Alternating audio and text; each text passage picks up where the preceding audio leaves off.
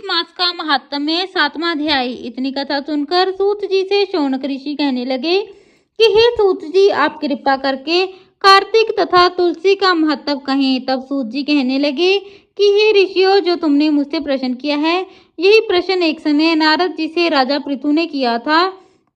जो उत्तर नारद जी ने उन्हें दिया वही मैं तुमसे कहता हूँ। एक समय राजा पृथु नारद जी से कहने लगे कि नारद जी, भगवान को तुलसी इतनी अधिक क्यों प्रिय है, तब आप इसका महत्व कहिए। तब नारद जी कहने लगे कि एक समय राजा इंद्र बहुत से देवताओं और अप्सराओं सहित महादेव जी के दर्शनों को गए। सो जब कैलाश पर पहुंचे तब एक बड़े आकार वाले और भयंकर नेत्रों वाले पुरुष को देखकर इंद्र ने पूछा कि तू कौन है और शिव कहाँ है। जब कई बार पूछने पर भी कोई उत्तर नहीं दिया तो इंद्र ने क्रोध में आकर अपना वज्र उसके कंठ पर दे मारा, जिससे उसका कंठ नीला हो गया, परंतु इंद्र का वज्र भी भस्म हो गया। फिर उसकी आंखों में ऐसी प्रचंड अग्नि निकली मानो इंद्र सहित सारे संसार को भस्म कर देगी। ऐसी स्थिति देखकर बृहस्पति जी हाथ जोड़कर और इंद्र को दंडाकर झुकाकर भगवान शिव की स्तुति करने लगे। हे देवादिदेव, त्रिपुरासुर तथा आकासुर का नाश करने वाले, यज्ञ का फल देने वाले त्रिपुरारी, आपको नमस्कार है। ब्राह्मणों की रक्षा करने वाले, आपको नमस्कार है। नारद कहने लगे कि हे राजा पृथु, इस प्रकार स्तुति सुनने पर श्री महादेव जी ने त्रिलोकी को नष्ट कर देने वाली अग्नि को शांत कर दिया और कहने लगे, हे देवताओं, वर मांगो। मैं आपकी स्तुति सुनकर अति प्रसन्न हुआ। हमने इंद्र को जीवन दान दिया और हे बृहस्पति जी, आज से आपका नाम भी जीव होगा। बृहस्पति जी कहने लगे कि यदि आप प्रसन्न हैं तो इंद्र की रक्षा कीजिए और संसार को जला सकने वाली अग्नि को अपने नेत्र से उत्पन्न हुई है उसको शांत कीजिए। तब शिव जी कहने लगे कि नेत्र से निकली हुई अग्नि वापस कैसे जाए, अतः हम इसको दूर फेंकते हैं। ऐसा कहकर अग्नि को हाथ में लेकर समुद्र में फेंक दिया। अब आग गंगा के संगम गंगा में सागर में जाकर गिरी और बालक बनकर रोने लगी। उसके रोने की आवाज से पृथ्वी कांपने लगी और सातों लोग बहरे हो गए। ऐसा आश्चर्य देखकर वहां पर आए हुए ब्रह्मा जी समुद्र की गोद में बालक देखकर आश्चर्य से पूछने लगे कि यह बालक किसका है। समुद्र ने बड़े आदर से बालक को उठाकर ब्रह्मा जी की गोद में दिया और कहने लगे कि यह मेरा बालक गंगा से उत्पन्न हुआ है, आप इसके जात कर्म कराएं। फिर उस बालक ने ब्रह्मा जी की दाढ़ी पकड़कर इस जोर से मरोड़ी कि ब्रह्मा जी के नेत्रों से आंसू आ गए। किसी प्रकार दाढ़ी छूटी तो ब्रह्मा जी ने कहा कि इसने हमारी आंखों से जल निकाला है, अतः इसका नाम जालंधर होगा, परंतु यह शिव के अतिरिक्त और किसी के हाथों से नहीं मरेगा, क्योंकि यह शिव के अंश से ही उत्पन्न हुआ है। यह अभी युवा हो जाएगा। तब ब्रह्मा जी शुक्राचार्य को बुलाकर उसका राज्याभिषेक कराकर अंतर्ध्यान हो गए। तब समुद्र ने कालनेमी की कन्या वृंदा के साथ उसका विवाह कर दिया, जो कि पतिव्रताओं में सबसे प्रथम और अति सुंदर थी। परम सुंदरी वृंदा के साथ विवाह कर जलंधर अति प्रसन्नता से दिन बिताने लगा। जब जलंधर घर आता तो वृंदा अपने हाथों से पंखा झालती, पाद्य, अर्घ्य, आचमन उसको अर्पण करती। वह अपने पति को नारायण समझकर उसकी सेवा किया करती थी। नारद जी कहने लगे कि हे राजा पृथु, अब मैं पतिव्रता स्त्रियों के कुछ लक्षण तुमसे कहता हूँ। पतिव्रता स्त्री अपने पति के दुख में दुखी और उसके सुख में सुखी होती है। परदेश जाने पर दुखी और पति के मर जाने पर सती हो जाती है। पति के पाप तथा पुण्य को आधा बांटने वाली स्त्री को अपने पति के साथ मर जाने पर अवश्य सती हो जाना चाहिए। जो स्त्री सती हो जाए वह अपने पति के साथ अपने शरीर को 3.5 करोड़ रोमों के अनुसार 3.5 करोड़ वर्ष तक अपने पति के साथ स्वर्ग में वास करती है। जो स्त्री सती होने के लिए जितने कदम शमशान की ओर जाती है उसको कदम कदम पर एक एक यज्ञ का फल प्राप्त होता है। वह अपने माता पिता तथा पति तीनों कुलों को पवित्र कर देती है। जैसे सपेरा सांप को बिल से बाहर निकाल लेता है, वैसे ही वह अपने पति को नरक से बाहर निकाल लेती है। अतः पतिव्रता स्त्रियों को अपने मृतक पति के साथ ही सती होना उनका परम धर्म है। इतना कहकर नारद जी बोले, ही राजा पृथु, देवताओं से डरकर जो सब दैत्य पाताल में भाग गए थे, वह जालंधर का अभय पाकर फिर पृथ्वी पर आकर घूमने लगे। उसी समय जालंधर ने कटे सिर राहु को देखा तो उसने शुक्राचार्य से इसका कारण पूछा। तब शुक्राचार्य ने समुद्र मंथन तथा देवताओं द्वारा रत्नों के हरण की कथा सुनाई। इस प्रकार पिता का मंथन और दैत्यों का अनादर सुनकर जालंधर ने क्रोध में आकर गस्मर नाम वाले दूत को बुलाकर सुधर्मा के पास भेजा। वह सभा में जाकर अभिमान पूर्वक इंद्र को नमस्कार न करके कहने लगा, दैत्यपति जालंधर ने जो कुछ कहा है वह सब तुम सुनो।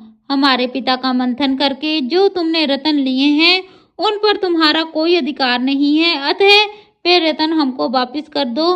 गस्मर के ऐसे वचन सुनकर इंद्र भय और विस्मय से कहने लगा कि समुद्र सदैव हमारे शत्रु दानवों की रक्षा करता रहा है, अतः उसको मंथन करके रतन लिए हैं, इसलिए उन पर दैत्यों का कोई अधिकार नहीं है। दूत ने ये सब समाचार वापिस आकर जालंधर से कहा तो वह अत्यंत क्रोधित हुआ और देवताओं को जीतने का उपाय सोचने लगा। उसने सब दिशाओं तथा पातालों में अपने दूत भेजकर सब दैत्यों को बुलाया और शुंभ निशुंभ को अपना सेनापति बनाकर स्वर्ग के नंदन वन में जाकर इंद्र की अमरावती पुरी को घेर लिया। तब देवता भी युद्ध के लिए बाहर निकल आए और अनेक प्रकार के शस्त्रों से देवताओं और दैत्यों में युद्ध होने लगा। वे सब एक दूसरे को मार मार कर गिराने लगे। सब तरफ खून बहने लगा। मर मर कर गिरे हुए घोड़ों और हाथियों से पृथ्वी भर गई। उधर युद्ध में मारे गए दैत्यों को शुक्राचार्य अपनी संजीवनी विद्या से जीवित करने लगे। इधर बृहस्पति जी द्रोणाचल की दिव्य औषधियों द्वारा देवताओं को जीवित करने लगे। उधर जब देवताओं के जीवित होने का वृतांत दैत्यों ने शुक्राचार्य से जाकर कहा तो जालंधर दैत्य ने अपने अनुचरों को द्रोणाचल पर्वत को समुद्र में फेंक देने का आदेश दिया। तब दैत्यों ने द्रोणाचल पर्वत को उठाकर समुद्र में फेंक दिया और फिर आकर संग्राम करने लगे। जब देवताओं को जीवित करने के लिए औषधि लेने बृहस्पति जी द्रोणाचल गए तो वहां पर दिव्य पर्वत को न देख और देवताओं का दैत्यों के द्वारा निरंतर संहार होते देखकर वे घबराकर कहने लगे, देवताओं शीघ्र ही यहाँ से भागो, यह दैत्य शंकर के अंश से उत्पन्न हुआ है, अतः वह अब तुमसे नहीं मरेगा। गुरुजी की यह बात सुनकर देवता भय के मारे दशों दिशाओं में भागने लगे और जालंधर दैत्य ने जीत के नगारे बजाते हुए देवों की अमरावती नगरी में प्रवेश किया। सब देवता भय के मारे सुमेरु पर्वत की गुफाओं में जाकर छिप गए। सब देवों ने भाग जाने पर जालंधर की इंद्रपुरी अमरावती को शुंभ निशुंभ के अधिकार में सौंपकर स्वयं देवताओं का पीछा करने लगे, सुमेरु पर्वत की ओर गए। इंद्रादि सब देवता जालंधर को फिर आता हुआ देखकर भगवान विष्णु की स्तुति करने लगे। बोले, हे मत्स्य आदि रूप धारण करने वाले, भक्तों के दुख का नाश करने वाले, सारी सृष्टि का पालन तथा संहार करने वाले, शंख चक्र गदा और पद्म को धारण करने वाले आपको नमस्कार है। लक्ष्मीपति, दैत्यों का नाश करने वाले, पीताम्बरधारी, शरणागतों की रक्षा करने वाले आपको नमस्कार है। जालंधर, दैत्य से दुखित देवताओं का संताप को हरने वाले, सूर्य और चंद्रमा दो नेत्रों वाले आपको नमस्कार है। नारद कहने लगे कि हे राजा पृथु, जो कोई भगवान की इस संकट नाशक स्तुति को पढ़ता है उसके संकट नाश को प्राप्त हो जाते हैं। भगवान विष्णु देवताओं की स्तुति सुन और उनको दुखी जानकर शीघ्रता से उठ गरुड़ पर सवार होकर जाने लगे। तो लक्ष्मी जी ने पूछा कि भगवान आप कहाँ जा रहे हैं? तब उन्होंने उत्तर दिया कि तुम्हारे भाई जालंधर से पीड़ित देवताओं की सहायता के निमित्त जा रहा हूँ। तब लक्ष्मी जी कहने लगी कि भगवान मैं आपकी परम प्रिया हूँ, तब आप मेरे भाई को कैसे मारेंगे? तब भगवान ने कहा कि शंकर से उत्पन्न और ब्रह्मा के वचन से हम जालंधर को कदापि नहीं मारेंगे। ऐसा कहकर वे शंख चक्र और खड्ग लेकर जालंधर के साथ युद्ध करने के लिए चल दिए। जिस समय भगवान युद्ध करने के लिए गए तो बहुत से दैत्य गरुड़ के पंखों से के वेग से ही मारे गए। पवन से पीड़ित दैत्यों को देखकर जालंधर को अत्यंत क्रोध आया और वह भी विष्णु के सन्मुख युद्ध को आया। उस समय भगवान विष्णु और जालंधर दैत्य का महाघोर संग्राम हुआ। आकाश मेघों की तरह बाणों से ढक गया। तब भगवान ने जालंधर को के ध्वजा, छत्र, घोड़े और धनुष सब अपने बाण से काट डाले। जालंधर ने भी गरुड़ के मस्तक पर गदा मारकर गरुड़ को मूर्छित कर दिया। भगवान ने उसकी गदा को अपनी तलवार से काट दिया। फिर दोनों में मल्ल युद्ध हुआ। जालंधर ने भगवान की छाती पर मुक्का मारा।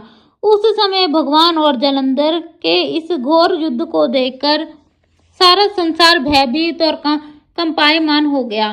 तब भगवान विष्णु ने कहा कि हे देवराज, हे दैत्यराज, तुम्हारा और हमारा युद्ध ठीक नहीं है, क्योंकि तुम लक्ष्मी के भाई हो। तब जालंधर ने कहा यदि आप प्रसन्न हैं तो मुझको यही वरदान दे कि लक्ष्मी जी तथा अपने गणों सहित आप मेरे घर में वास करो। एवमस्तु, ऐसा ही होगा, कहकर भगवान लक्ष्मी सहित जालंधर नगर में चले गए। जब जालंधर देवताओं के स्थान पर दैत्यों को नियुक्त करके जालंधर नगर में निवास करने लगा और देव, गंधर्व, किन्नर, यक्ष आदि के पास भी जो रत्न थे वे सब अपने अधिकार में करके निशंभ को शासन करने के लिए पाताल में भेज दिया। वहां उसने शेषादि नागों को वश में कर लिया। इस प्रकार जालंधर ने देव, यक्ष, किन्नर, गंधर्व और मनुष्य सबको अपनी प्रजा बनाकर पुत्र समान तथा धर्म की नीति से उनका पालन करते हुए त्रिलोकी का राज्य भोगने लगा। नारद जी बोले, हे राजा पृथु, एक समय भगवान के दर्शन की तथा जालंधर की राज्य लक्ष्मी देखने के लिए हम भी वहां गए।